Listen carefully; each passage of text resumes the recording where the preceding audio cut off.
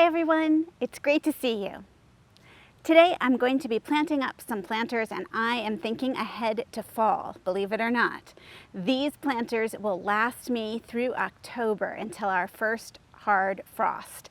And I just think they're going to be beautiful because I have found all of these types of Coleus here to plant up, and they are just so unique and so pretty with their pinks and maroons and the chartreuse green. Now I also have some of our proven winners, Sweet Caroline Sweetheart Lime and Sweet Caroline Sweetheart Red potato vines that I'm going to add into that for my spiller over the edge of these. I want to go through each of these with you individually just because they are so spectacular in their leaves here. So this is a Coleus Magenta Frill, which is really appropriate because here we have this great magenta color and the edges of the leaves are just all frilled and beautiful. This is a short little Coleus here, and this one doesn't have a name on it, but I just couldn't pass it up. Once again, it has that same great magenta color. Oops, and the one I just tipped over here. And this is, oh, I love this name, Pink Chaos. So for anybody who has a chaotic life, this is a good representation of it right here, the Pink Chaos Coleus. And then right here, you saw me plant some of these in the window boxes the other day. This is Terra Nova Pink Poodle, which is just a cute name. Somebody must really like poodles who came up with that. And we have, and I just broke that one off, but I'm not worried because I know that these will reroot very easily. I'm gonna take the piece that I just broke. And remember, if you put this right in the soil and keep it well watered, it will actually take and root right there. I've had fabulous luck with this. This is called Peter's Wonder. It has that frilled leaf. It almost looks like it should go with this one. Maybe I should plant those two together. I love that. Nice combination. Here we have Kiwi Fern. Now I had never seen this one before, but boy, it is really fern-like. And just that beautiful magenta with a little bit of the chartreuse around the edge. And here we have Tidbits Tammy. This is just such a unique shape for a Coleus, the rounded shape. I'm really into that. And here we have Wildfire Smoky Rose. Beautiful.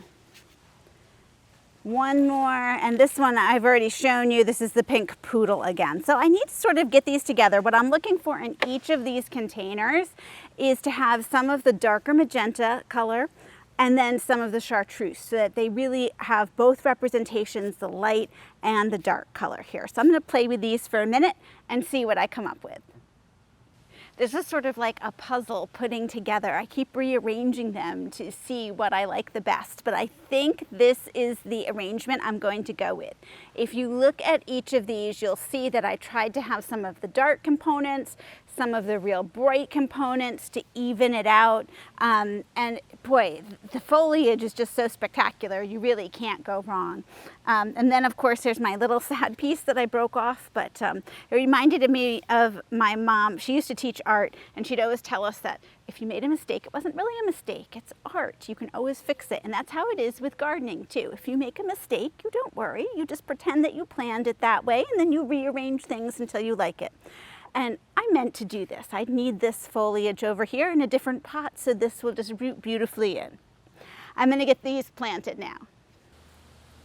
I'm gonna save all of the tags because there's no way I can remember all of these Coleus names, but I have this feeling that next year I am going to want some of these again.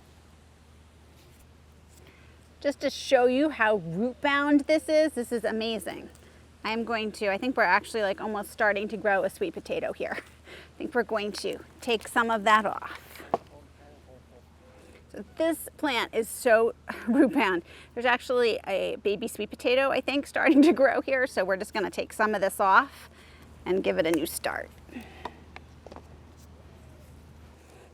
So this one is so root bound, I don't even know if I can get out of here. I think I'm gonna have to tear the bottom off. There we go. We